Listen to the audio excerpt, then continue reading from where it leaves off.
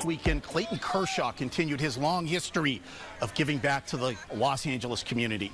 In honor of reaching the 3,000 strikeout milestone, he helped hand out 3,000 backpacks to those in need at the LA Dream Center.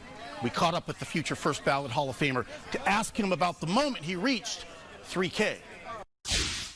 To be able to have that last strikeout be my last pitch and kind of be able to take that exhale and breath of relief, you know. And I know I stressed out Ellen and the family in the stands, hoping I'd get it done at home.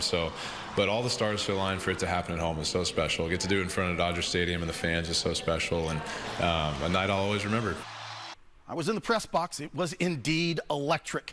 Both on and off the field, the Dodgers are unquestionably one of the most successful franchises in all of sports. The architect behind the on-the-field performance, President of Baseball Operations, Andrew Friedman. Our Kyle Kraska recently caught up with Friedman and asked him about how the team will handle the final chapter of Clayton Kershaw's illustrious career. How does the story end?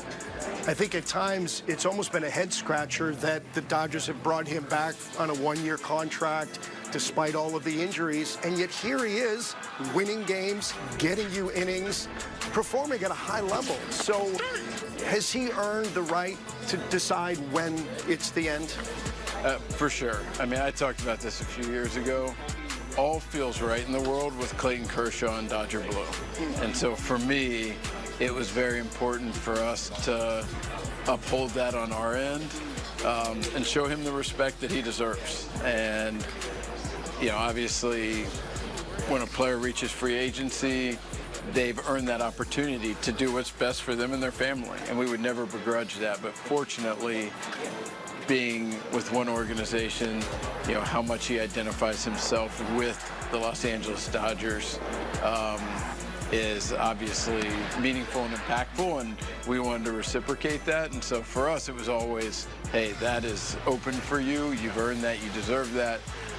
And I've never met a better competitor. And so for the people who would say, hey, I can't believe you brought him back, I don't know how he's going to be, I think to bet against Clayton Kershaw, I think is at your own peril. Mark Walter, and obviously what he's brought to this Dodger organization and the success this organization has had since he took over. And now he's buying the Lakers. So for Laker fans out there, sports fans in Los Angeles, from your lens, and you see it really up close, how big of a deal is this for the Lakers, and what is he going to bring to that organization? Yeah, I mean, I think the Laker fans have had a great run. The Buss family has done an unbelievable job with the Lakers, and so anytime that a change of control is happening, there's a risk of where that's going because the Buss family has been such great stewards of the Lakers.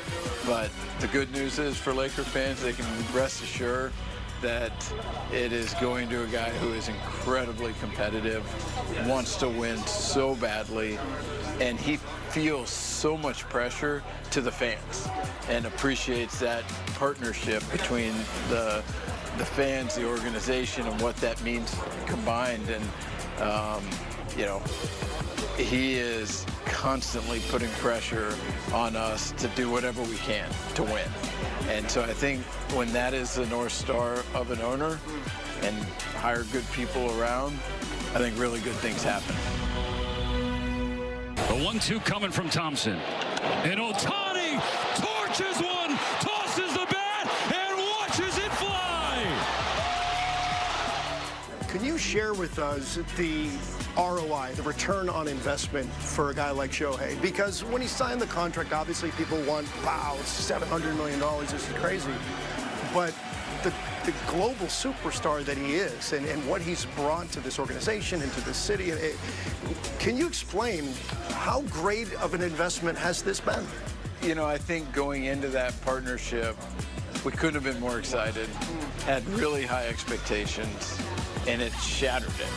I think just the human brain can only comprehend so much, and before you've lived it and experienced it, you couldn't really fathom, you know, kind of how it has played out. High fly ball to center field. Harris is back. Ohtani, inevitable. Half halfway into last year, you couldn't buy a Dodger hat in Japan. They were selling out too quickly.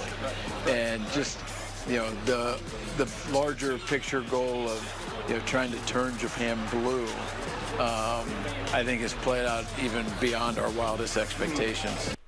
All right, thanks to Kyle and Andrew. Let's go back to Shohei. 6 seasons in Anaheim. This is year 2 in Dodger Blue.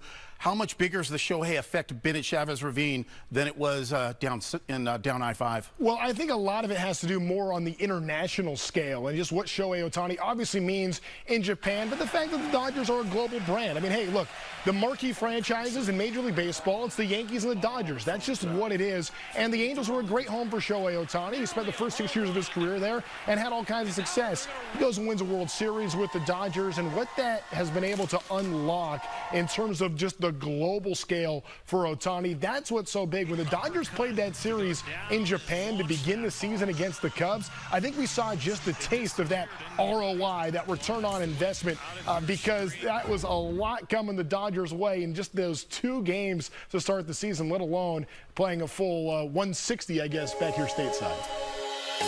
ご視聴ありがとうございました。チャンネル登録と高評価よろしくお願いします。